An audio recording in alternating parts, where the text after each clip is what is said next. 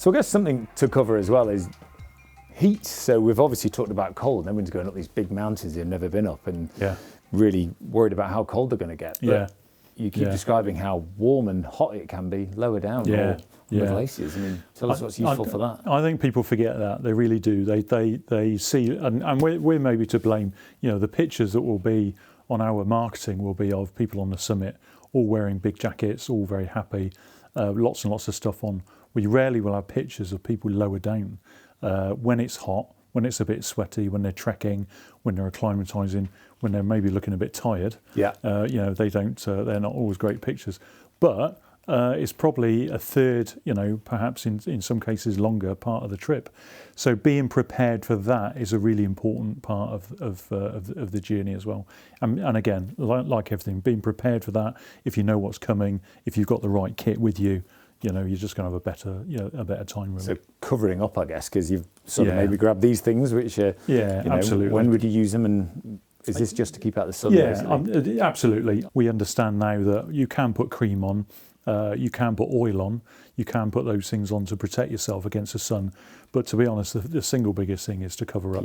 And that's where these tops are fantastic. So super thin. You'd hardly know you've got it on, but it's really just going to keep the sun out. And it's going to cover you up. And maybe a hood as well. Certainly long sleeve.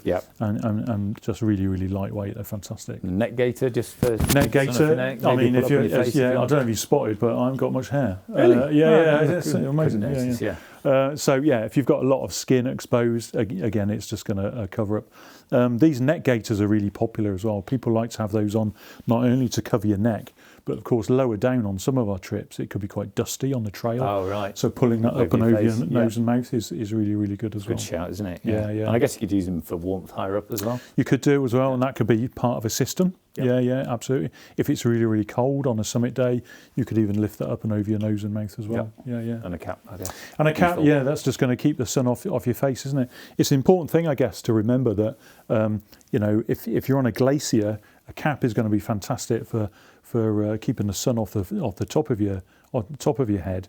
But then a lot of sun and UV is also going to get bounced off that snow and ice into your face. So if you've got sunglasses, you need to make sure they're really well fitting here. And then again, when you're putting on sun cream, you just want to not only just put it on your face as normal, but it's underneath your chin, it's underneath your nose, it's underneath your ears.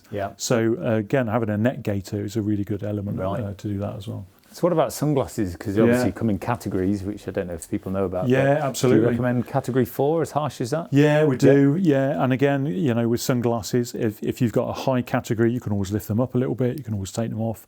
If you've got a category that's really quite low, you know, category 1, a category 2, it just isn't going to look after you. Right. And if you become snowblind, or you get really itchy, stingy, horrible eyes, then you're just obviously not going to be able to do anything. It's game over completely. Yeah, so I would normally take a couple of pairs of sunglasses.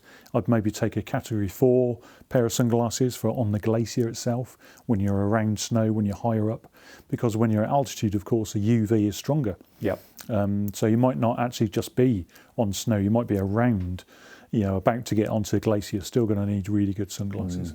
But then if those break, you've then got a backup pair. So I'd probably take a backup pair of a category 2, category 3 as a just in case, but wear those lower down, so you're then not putting your other glasses at risk.